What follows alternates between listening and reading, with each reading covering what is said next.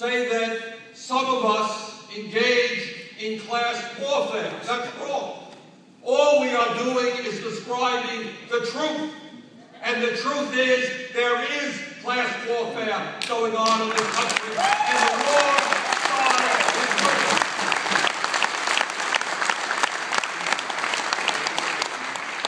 Let me very briefly give you my view of what's going on. I want to talk about the Citizens United horrendous Supreme Court decision and where do we go from here. Number one, if we do not get our act together, for the first time in the modern history of this country, our kids are going to have a lower standard of living than we do. My father came to this country without a nickel in his pocket, never made any money. But his dream, as many of your parents' dreams were, that his kids would do a little bit better than he did. And my brother and I were the first in the family to go to college. They were very proud. My parents were very proud of that. And now, because of a disastrous trade policy, which has resulted in the loss of tens of thousands of factories in this country as our jobs go to China, as a result of economic policies which have given huge tax breaks to the wealthiest people in this country, while cutbacks have taken place in many, many programs that the middle class needs, as a result of the fact that we are the only nation in the industrialized world that does not guarantee health care to all of our people as a right of citizenship.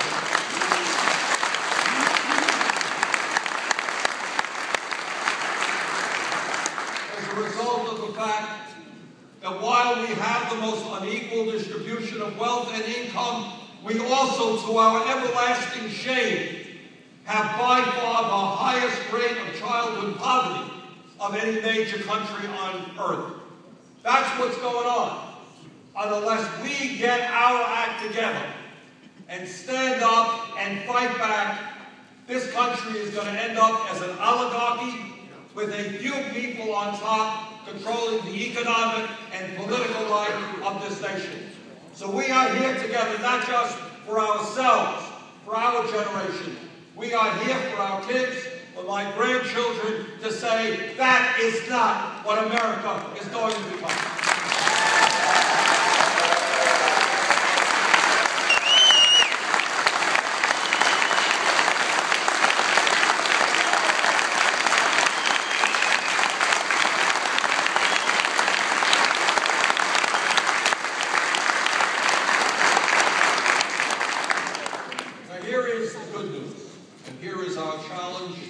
The CWA is deeply engaged in that challenge as one of the most progressive unions in our country. Here's the challenge.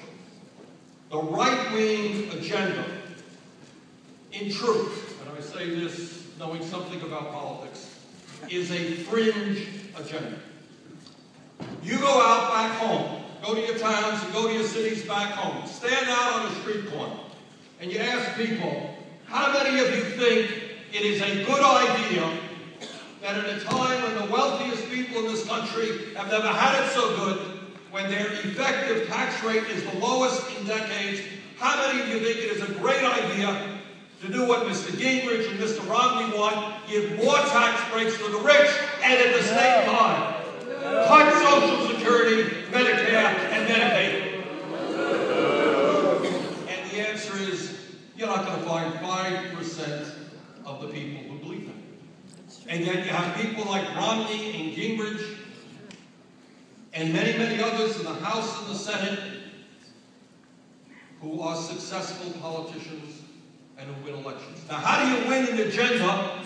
By giving tax breaks to the billionaires, sending out jobs abroad, and cutting Social Security, Medicare, and Medicaid. Well, a lot of ways they win it by splitting up working people on a whole lot of wedge issues.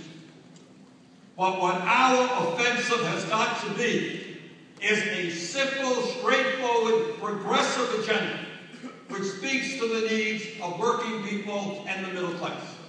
And among other things, what is that going to be? Number one, at a time when real unemployment, not official unemployment, is 15%.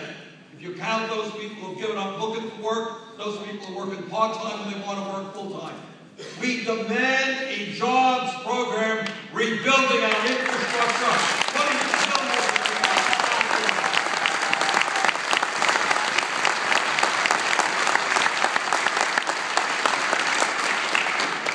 We demand to join the rest of the industrialized world with a single-payer healthcare system.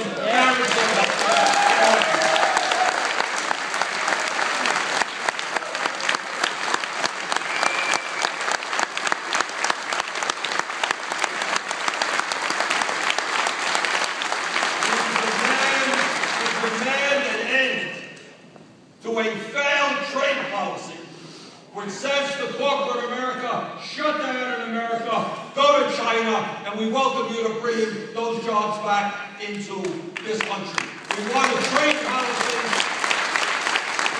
We want a trade policy which says to corporate America, if you want us to buy your products, start building them in the United States of America.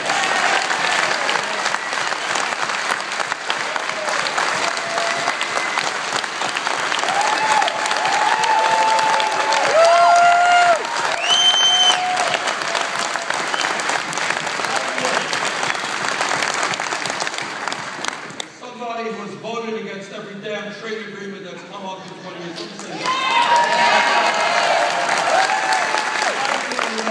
I was in the House at that time, and Larry and I discussed these issues. And I can remember many of us saying, you know what they want to do? They want to bring wages, they want to make America competitive with Mexico and China. And the way they do it is not raising wages in the developing world. The way you do it is lowering wages in America, the race to the bottom. Some of you may have seen a piece in the paper a couple of weeks ago. This is what it said.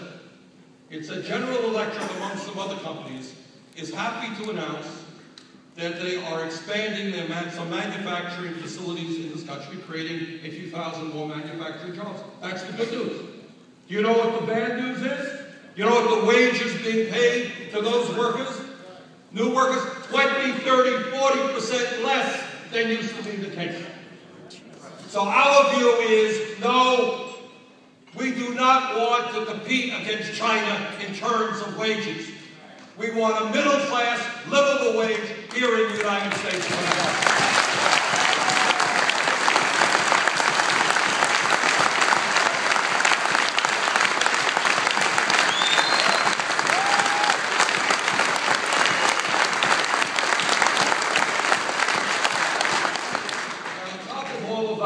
Let me say a word about Citizens United. Some of you are familiar with that absurd Supreme Court decision. But there are 5 people in the United States of America who hold the belief that a corporation is a person. Unfortunately, they're all on the United States Supreme Court. And by a 5-4 decision, they ruled that Bank of America, General Electric, and all the large corporations are people, and as people they have First Amendment, freedom of speech rights, to put as much money as they want into radio and television ads for a candidate or against a candidate. You are beginning to see what that means in terms of the Republican primary in Florida, but let me just tell you, that is just the tip of the iceberg.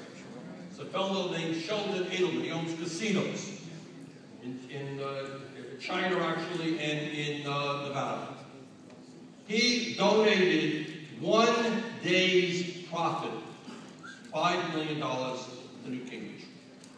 1 day's profit. There would have been no skin off his nose to donate 10 days or 20 days. The guy's worth $22 billion. So what we are now seeing, and Romney is getting the same type of support, a lot of it coming from Wall Street. So what you are now evolving to is a political process not based on the principle of one person, one vote, by candidates running out to these large corporations and saying, can you put $20 million in my campaign? Can you put $30 million into my campaign? I'm your guy. I'll work for you. You want to destroy labor? Hey, I'm there. You want more jobs abroad? I'm there. You want more tax breaks for the rich? I'm there. You want to destroy workers' rights and environmental protection? I'm there. $50 billion here, I'm there, I'm working for you. That's what we are evolving toward. The antidote is, and we're working on this with other members of the Senate, other members of the House, is a constitutional amendment which makes the very profound and controversial statement that a corporation is not a person.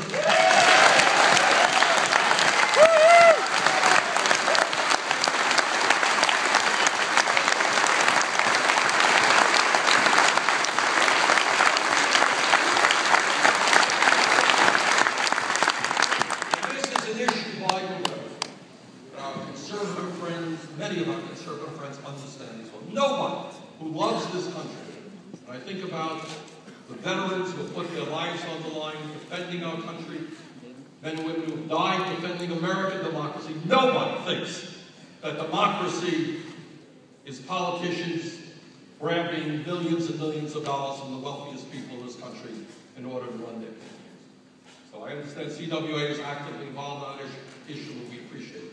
Let me just conclude by saying this. I've given you some bad news. Let me give you the good news. And the good news that I perceive all over this country, working people standing up and fighting back, and I know the CWA is in the midst of all that. We want to thank our friends and our brothers and sisters from Wisconsin for all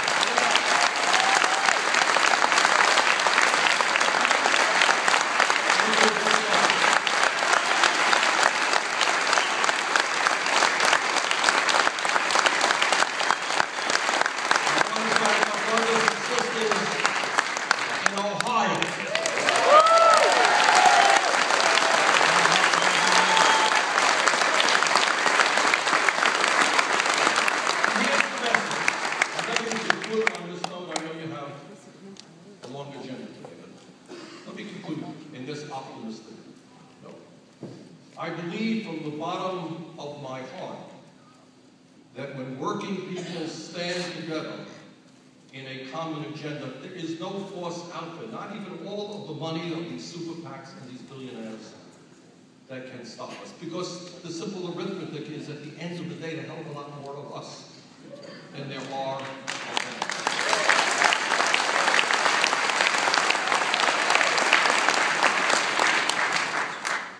I think what we have got to do, and you are doing it, is we have to talk to our friends and our neighbors and families. There are divisions out there. There are divisions on abortion, gay rights, environmental stuff. Fine, respect other people's point of view. But at the end of the day, when we talk about the need to create the millions of jobs that we and our children are going to need, health care for all, making sure that every kid in this country who has the ability gets a college education, making sure that when workers are at work, they're not getting sick on the job, they're not getting abused. We have an agenda that's a mile long that can bring all working people together if we stand together. We can roll over these guys.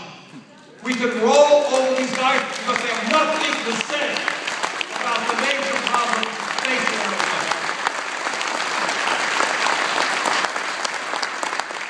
I am optimistic if we stand together, if we grow the labor union movement, if we reach out to the young people, if we protect the elderly people. Unity is the issue, and fight back is the slogan of the day. Thank you all very much.